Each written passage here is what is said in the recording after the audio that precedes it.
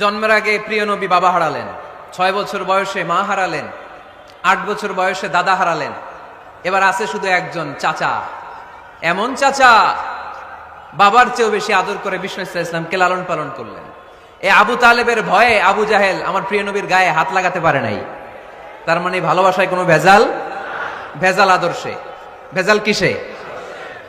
শেষ নিঃশ্বাস ত্যাগ করার আগে আবু তালেব অসুস্থ, আবু জাহেল উতবা সাইবা একদিকে, আমার নবী আরেক দিকে।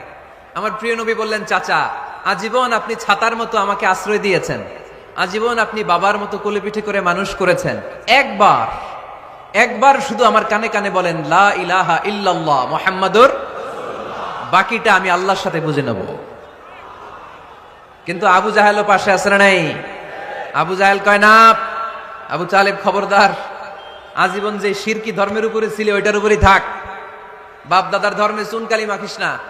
একবার আবু তালেব প্রিয় নবীর নুরানি চেহারার দিকে তাকায়, মনে মনে ভাবে এখনই পড়ে ফেলি কালিমা, মুহাম্মদের আদর্শই আমার আদর্শ বানায় ফেলি।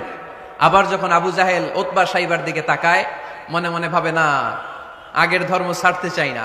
এই দোটানা অবস্থা থেকে শেষ নিঃশ্বাস ত্যাগ করার আগে আবু তালেব এটা বলে মারা গিয়েছে, আলা মিল্লাতি আব্দুল মুত্তালিব, আমি আব্দুল মুত্তালিবের শিরকি ধর্মের উপর থেকে শেষ নিঃশ্বাস ত্যাগ করলাম। তার মানে আল্লাহর দেয়া বিধান অনুযায়ী সে জান্নাতি না জাহান্নামী? শুধু যে নবীরে ভালোবাসছিল কোনো কাজে আসছে? কথা বলেন। তাহলে শুধু ভালোবাসা আমারে বাঁচাতে পারবে না।